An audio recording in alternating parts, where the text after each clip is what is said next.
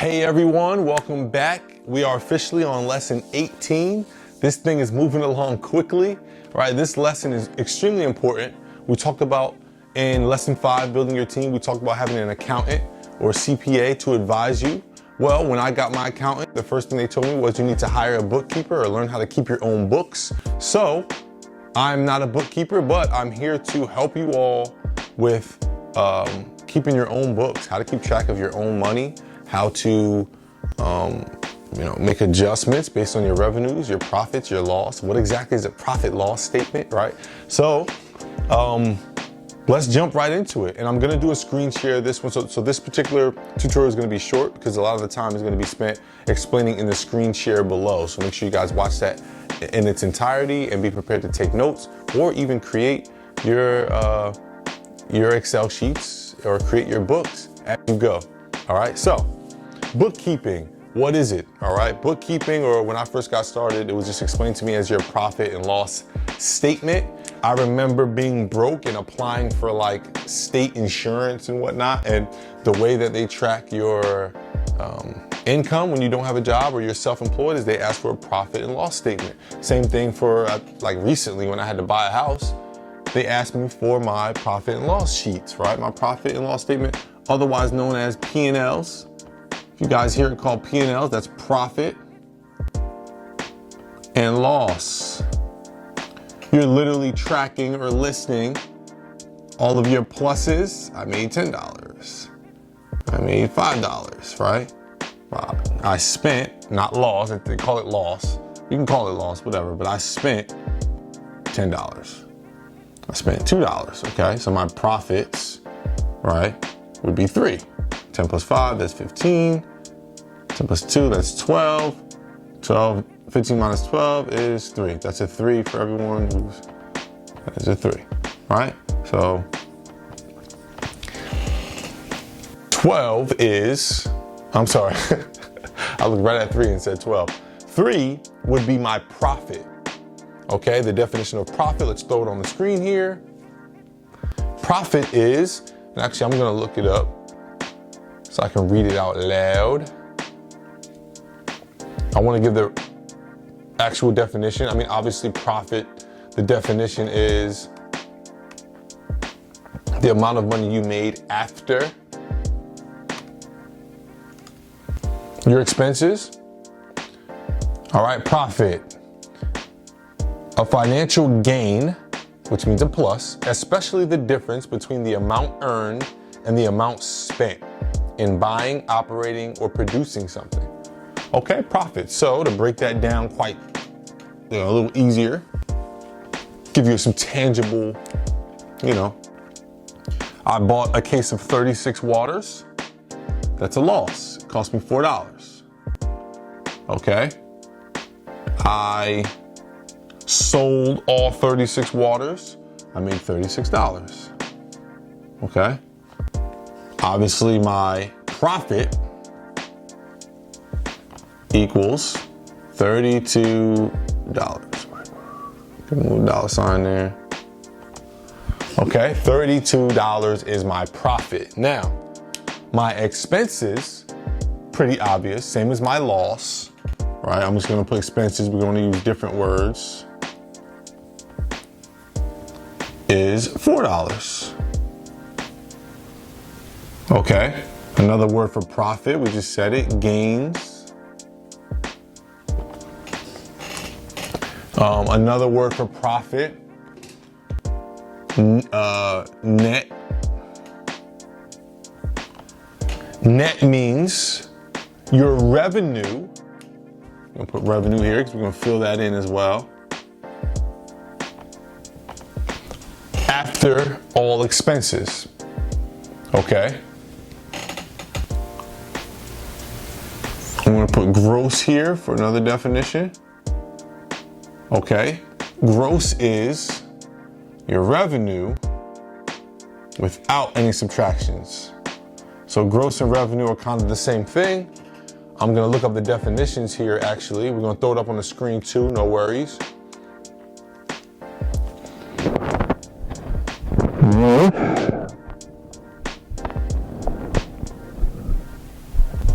Total income from sales before any deductions. Okay? Total income from sales before any deductions. Okay? So, what would be our gross here? $36. If you said 36, congrats, you are the winner. $36 in gross revenue. Let's look up the definition of revenue so that we understand the difference. If I can spell revenue on my laptop here. Is the income generated from normal business operations and includes discounts and deductions for return merchandise and blah, blah, blah, blah. Revenue essentially is the same as gross, except it's like everything that came in. All money that came in, okay? Let me look at another definition. The total income produced by a given source. The source is your business. So your revenue in this case is $36 as well.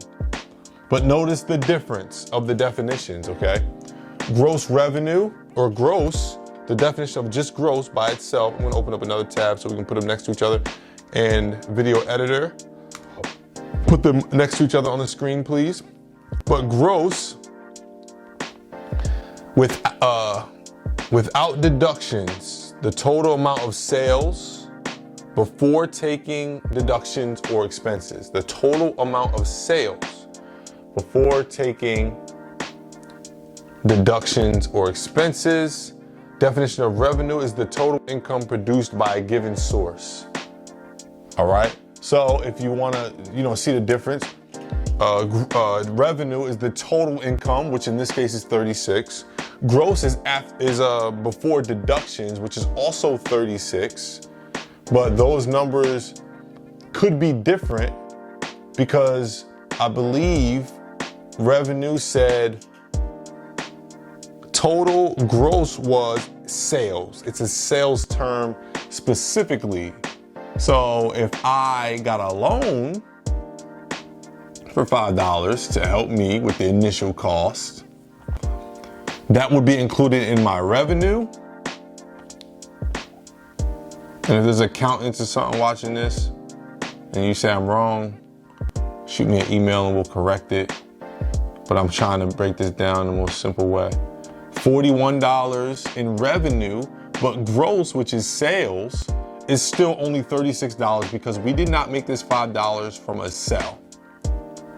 Okay?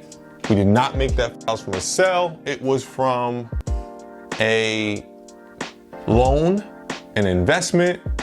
It could have just been what we started with. Okay? And if it was what we started with, it wouldn't be revenue, but you guys kind of get the point. There's different definitions. We put them up on the screen for you. You need to know all of these if you're going to be a business owner. You got to know the difference in these terms. Net, which we talked about before, but I just want to throw it up on the screen. Net is the same as gross, except it is after expenses. So net here would have been 32, which happens to be the same as profit. They are the same. Net and profit, you'll hear interchangeably. I'm sorry I circled that so bad. But net and profit are the same. So net is after expenses. Gross is before expenses. Revenue is total incoming dollars. Gross and net are usually talking about sales and value. All right. Expenses are the same as loss. Expenditures you'll hear. Okay, so these are some terms you need to know. So with that being said, when you create your books, you're gonna need to be labeling, and you'll see in my books, you're gonna be labeling different columns based on these things so that, again, we talked about memorializing everything. You can hand these sheets over to anyone, lenders, potential investors, buyers of your business maybe, and they'll understand fully from a financial perspective the operation of your business if you do it correctly. And again, I'll show you my books as an example. But this is really important. We talked about filing and keeping in track and all that. You got to keep up with your books. So the way that you keep up with your books is very easy now. It's 2020. Log into your bank account and get your bank statements and input every single thing that you spent money on and every single way you made money. That easy. Bank statements, even just your transaction records, when you log in, your bank shows you right there. That is how you source this information. Now, if you want to make this easy on yourself, all you have to do is only use your bank account, right? So like I do this well on my United Home Relief bank account. That's my real estate company. We have less everyday expenses. So like, I used to be bad at this with my first company because I was so young. I was using my business account for everything, which isn't a bad thing. I was technically paying myself, which is, again, talk to your CPA. They'll break down what technically is what.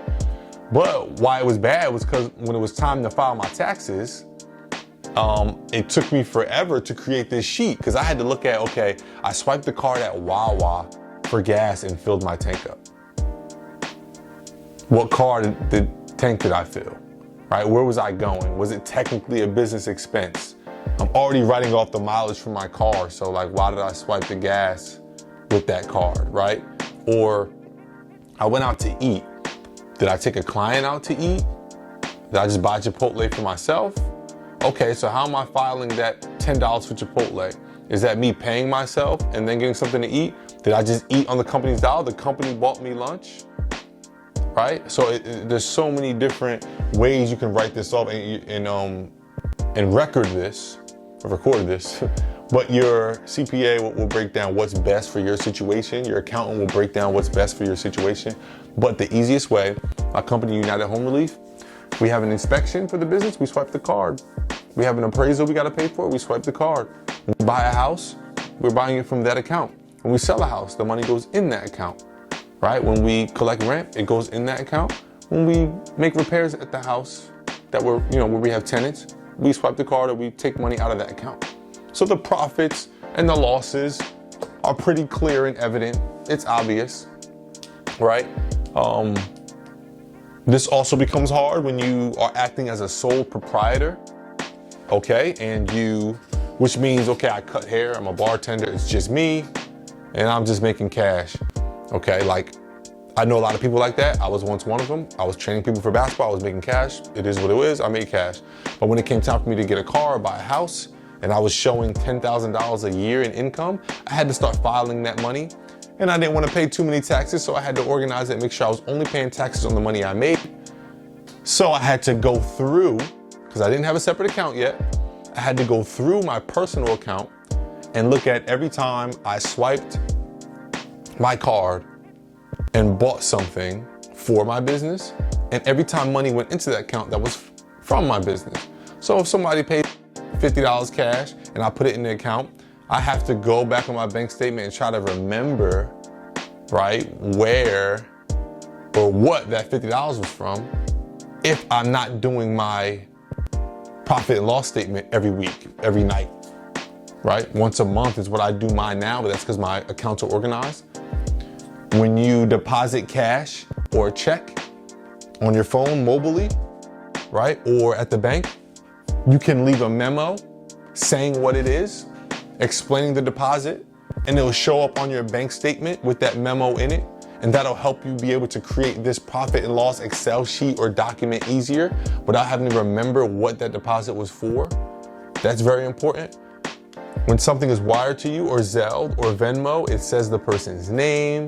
You can also put a memo why or what it is.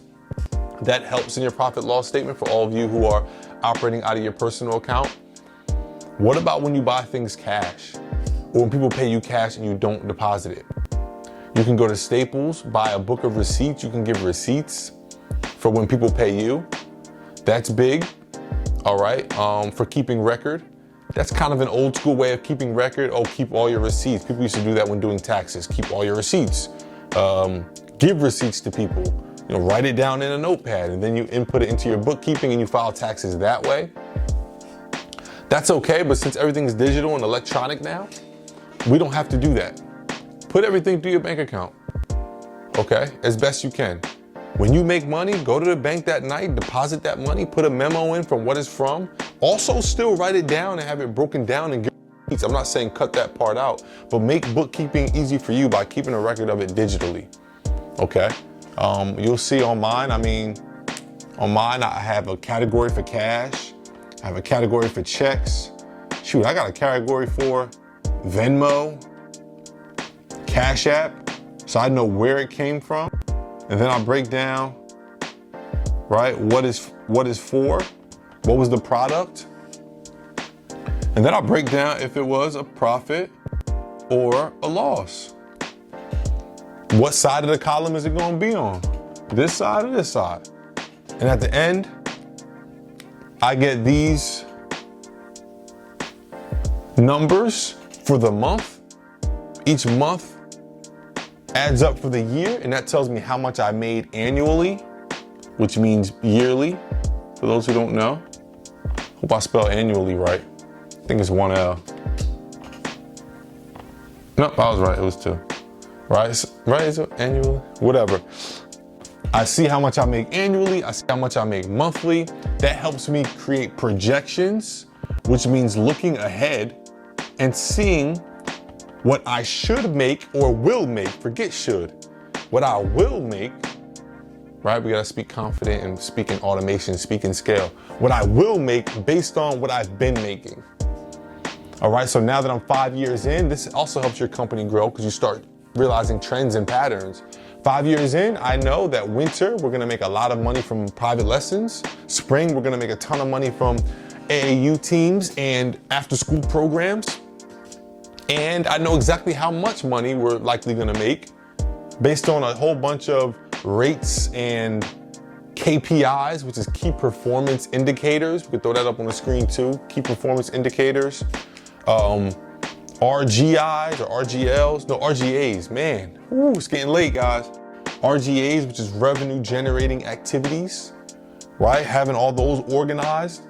So my point is, before we jump right into the spreadsheet, this is all the jargon you need to know. We threw it up on the screen. Make sure you pause and write these definitions down. Take a screenshot, I don't care. Memorize these. As a business professional, you need to know what the difference between gross and net is. You need to know what the term revenue means, expenses, profits, the difference between profits and revenue. They're two totally different things, all right? My company could be worth $1 million because we average $250,000 a year in revenue. So that makes me technically a millionaire, but that doesn't mean I have $1 million in my pocket. That just means I created a business or a system that generates $1 million every 4 years, based on $250,000 a year for 4 years, right? So I have a business worth $1 million because let's say that's, you know, the way they evaluated it. I'm just using an example here. But if my company profited $250,000 a year, that means I profited $1 million. A profit $1 million and a revenue $1 million is different. I'll use a better example here. Hope you guys wrote this down. We did water, which has a high ROI, return on investment. I'm not gonna get into that right now, but we use water. $4 it cost me, I made 36. Profit 32. That's what we just did. But it ain't always gonna be like that. Let's calculate. I paid $100 for advertising. And from that advertising, 2 people bought a $50 product. 3 people, I think I said 3.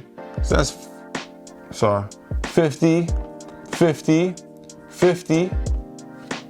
That means my profit, right? We got 150 in gains. That's why I don't like using the word profit here, but whatever. And 100 in loss. So my profit happens to be $50. Which number are you taking? Okay, my company in revenue, what is our revenue? $150. What was my profit? $50. Big gap there in profit versus revenue. So you could have a company whose revenue is 150,000. Let's go big numbers, get you guys excited a little bit. But you profited 50,000. It's a big difference. Would you rather your company profit 50 or profit 150? So if you want to reach profits of this size, you have to limit expenses. You have to scale expenses. So back to my original point, when we're talking about what my company is worth, or when you hear Apple or Amazon made 50 billion this year, is that revenue or is that profits? These are the questions you want to be asking yourself about other businesses now. Is that revenue or is that profits? You'll start looking at the whole business world different. Because once you hear the word revenue, you're like, well, shoot, what was the profits? What were their expenses? If their expenses was 40 billion in materials, sorry, let's keep it consistent. I'm gonna put expenses here, but I'm gonna list the expenses, right? Materials, contracts, ads, regular business expenses that every business has, that means their profit is only 10 billion. This is a big difference.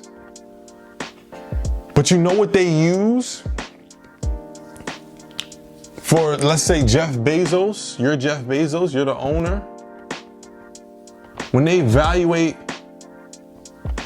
Amazon, they have a formula that involves this 50 billion.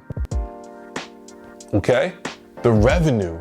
Because he created a machine that has this much money going through it. It don't matter the expenses and all of that. I could take over the business and mitigate these. He managed to get 50 billion coming through the door. That's what makes him valuable. So when they say Jeff Bezos is worth 300 billion, I don't know what the real number is. I'm just throwing stuff. I think it's really like 42 billion. When they say that's how much he's worth, that's because they're going off of this number. That don't mean him and his company. This is still a big number, 10 billion. I don't want to downplay 10 billion, but that don't mean he got 50 billion in his bank account, his personal bank account. We didn't even talk about salaries, how much you're paying people. You can make 50 billion, but have 40 billion in salaries, paying partners, shareholders, staff, different contracts. So anyway, my point is, understand the difference between profit, hope you guys can see that, and revenue. Because it is a huge difference. I no longer get impressed with this number, like I do still. It gets me excited, but I'm looking at what's the profits? What are they taking home? This is what's going in Jeff Bezos' pocket annually. If they say Amazon make 50 billion a year and profits is 10, this is what's actually going in his pocket. This is what he can go to the beach with, is it 10 bands, or 10 billion, excuse me. All right, so for you and your business, it's important here to keep track of that and understanding, okay, what's my goal? You wanna make, 50, I'll say in your first year, you wanna make 500,000 in your first year, but you wanna profit 500,000 in your first year. Understanding that and understanding what strategies get you where. Because you can make 500,000. I can tell you how to make 500,000 right now. If I sell one of my houses, if I sell two of my houses right now, or if I sell all of my houses right now, I'm gonna make $1 million in revenue, over $1 million. But how much am I profiting? How much equity do I have in the houses, right? Any loans that I gotta pay off? That's another expense, right? If I sell my houses, I might walk away with $250,000 right now. Okay, but that's different than the $1 million that came in. Big difference, 4 times the difference. So you have to understand that when doing your books and understanding these concepts. What's your goal? What's your profit goals? What's your revenue goals? because the relationship between the two also matters. That's how you calculate ROI. I'm gonna give a quick lesson on ROI real quick, and then we'll wrap this up and get up out of here. ROI means return on investment. The way you calculate this is profits divided by all in costs, which means everything that you spent. And that gives you a number. It's going to be a decimal. And you're going to convert that decimal to a percentage. So we'll do an example in a second, but you want to write that down. ROI means return on investment, and it's profits divided by all in costs times 100 is the final thing to get your percentage. Put that times 100. But this number is what you're going to hear in the industry a lot. What's the return? What's the return? They might not say ROI. Sometimes they will. They might say return on investment. But what's the return? I'm putting in this much. I'm investing this much. What am I getting back? So you take the profits. You know how to calculate profits. So let's do an example, guys. The water example. $4 it cost me. So my all-in cost is 4. My profits was 36 waters. I sold all 36 for $1. My profits was 32 because I made 36 minus my all-in cost, 32 profits. Okay. This is a bad example because usually the numbers are swapped, but it's okay. 32 divided by 4, we already know is 32 divided by 4. Somebody help me. Just kidding. We know that that's 8, okay? 32 divided by 4 is 8. So that's 8.00. We move the decimals. That's an 800% ROI. That's crazy. It's very difficult to get that number. Let me explain why. We use bigger numbers. That's why I said this is kind of a bad example. Let's use our second example. All-in cost was $100 in ads. We had the 3 sales, 50 bucks, 50 bucks, 50 bucks for 150. Our profits are 50. See how the numbers are flip-flop? It's not gonna be a home run like selling water every time, okay? Bring out the calculator for this just so I don't make any mistakes on this lesson. We're doing $50 divided by $100, and that gives us 0.5. Okay, 0.5. And we gotta move that over twice. That gives us a 50% ROI. So when somebody says, what's my return? You say 50%. I wanted to teach this because it's important to understand the relationship between profit and revenue. So in this example, revenue was 150. Put my dollar sign so we understand what we're talking. And profits, 50. And this relationship is the 50% ROI. You can look at this and say, okay, if the profit was 50 and the revenue was 150, what's the expense? $100. Okay, you just take the revenue, you subtract the profit, and whatever's left over is the expense. That's how much it costs to make that $50. So I'll put right here, smack dab in the middle, expense was $100. The relationship between these two is what is important. After that profit loss statement is done, you should be able to look at your business, look at this relationship and say, yeah, this is attractive to an investor. This is attractive to a buyer. This is attractive to a lender. They see that my company is providing me a 50% return. So for every $100 I spend, I'm making $150. And I get to keep this 50. So if somebody buys my business, they know they're always gonna be up 50.